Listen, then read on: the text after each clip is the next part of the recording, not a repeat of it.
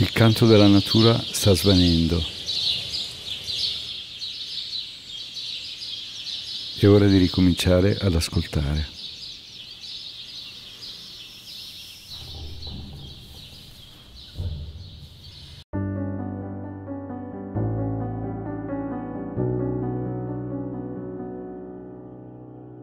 ¿A qué coño viene esto? O sea, ¿a qué viene? ¿No te gusta? No. Ahora una cosa te voy a decir, ¿eh? Aquí, ahora mismo. A mí me enterráis en el pueblo como Dios manda.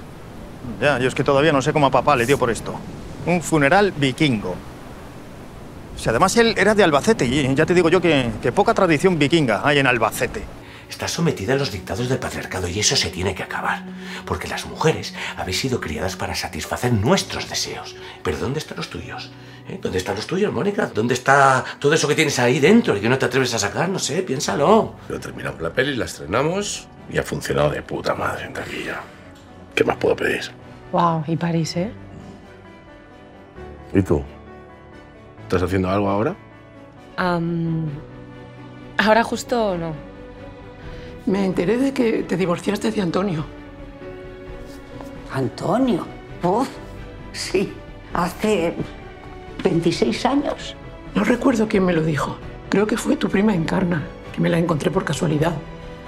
Pensaba llamarte, pero como ya casi no nos veíamos. Te reconozco que en ese momento me hubiera conformado con que me dijeras tu nombre. Pero no te lo dije. ¿No me lo dijiste? La verdad, no me acuerdo. ¿Te lo dije? Claro que me lo dijiste.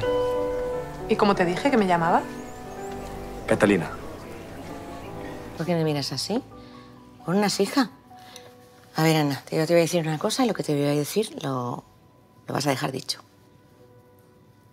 A mí me gustaría mucho que me gratines, hija. Vale, o sea, que te incineremos. Exactamente lo que he dicho.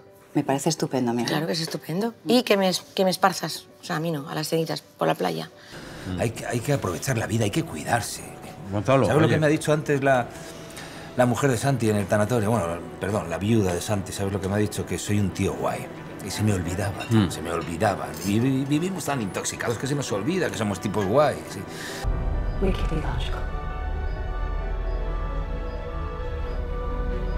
Send a drone unit.